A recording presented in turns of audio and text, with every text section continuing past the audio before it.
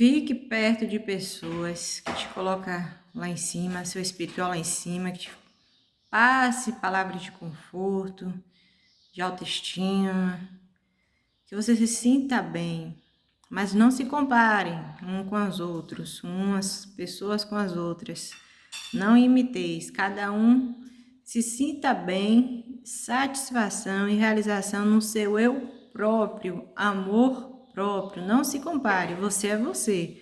Cada um tem-se personalidade e ninguém está no coração de ninguém, no sentimento de ninguém. Só Deus sabe a riqueza que está aí no seu interior e dentro de cada um. Só Deus sabe a riqueza que tem dentro de cada um. Então, amai teu Deus sobre todas as coisas, que até mais coisas serão acrescentadas. Se Deus vai te dar, mesmo que está passando por momentos que às vezes são difíceis, mas Deus vai te dar os acréscimos de acordo com o que você tem aí dentro do seu interior.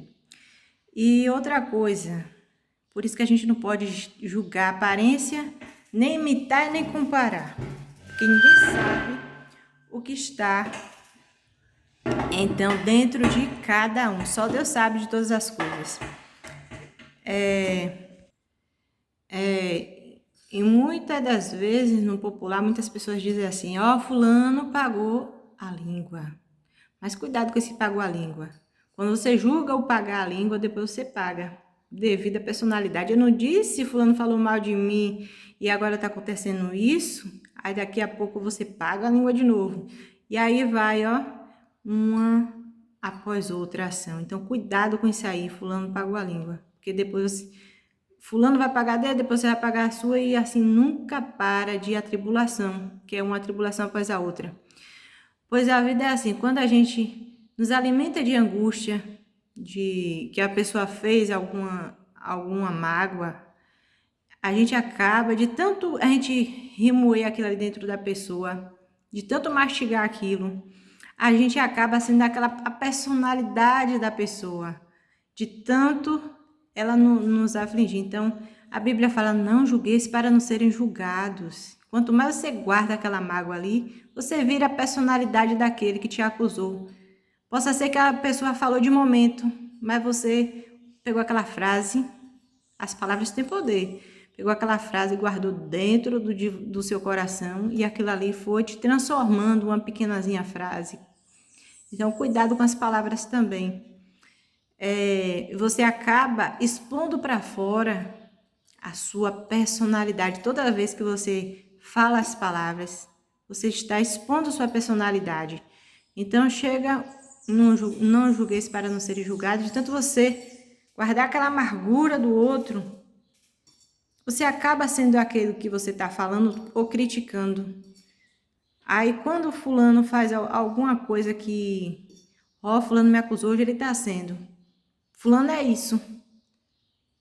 Novamente, você vai, esse pagar de língua que você já fulano pagou a língua, você vai ser novamente de novo. Você vai passar pelo mesmo processo. Então, cuidado com esse negócio de dizer fulano pagou a língua. Você vai passar pelo mesmo processo que quando fulano falou mal de você. Então, cuidado com isso aí. E a Bíblia fala, então, quantas vezes eu devo perdoar o meu irmão? Pedro perguntou a Jesus. Capítulo de Mateus, livro de Mateus, capítulo 18, versículo 21 e 22, diz assim: Pedro perguntou a Jesus: quantas vezes devo perdoar meu irmão? Olha essa palavra, meu irmão. Irmãos são aqueles que são convertidos. Cuidado com isso aí, para não estar dizendo, sendo escarniçado e pensando que está perdoando o irmão. Então, Jesus diz 70 vezes 7. 70 vezes 7. Então, meu irmão. Quem é meu irmão? Os irmãos convertidos que estão em oração. Sempre oram e pedem perdão a Deus. Porque esses irmãos, eles reconhecem o pecado todas as vezes, os dias que eles oram, eles pedem perdão a Deus. É um hábito que nós temos, nós cristãos, de estarmos pedindo perdão a Deus todos os dias. Então, a gente reconhece o pecado e nos arrependemos. Então, como é que eu vou perdoar uma pessoa que continua praticando o erro, não ora, não pede perdão a Deus e não é convertido? Então, cuidado, irmãos são convertidos, são os convertidos que são irmãos. Cuidado para não estar perdoando o diabo e sendo escarniçado. Porque a Bíblia diz, ó, lá no livro de Provérbios, fala assim, ó, não te reúna a banquete de escarnecedores. Quem são esses escarnecedores? Então, cuidado ao perdoar. Então, a gente, às vezes, quando a gente não pode mudar a personalidade do outro, a gente que muda as nossas atitudes.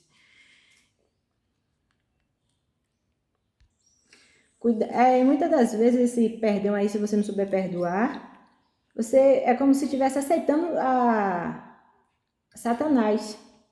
Satanás está aprontando você não muda as suas atitudes, ele continua aprontando e ele vai continuar fazendo mais injustiça e pensar que a vida é daquele jeito.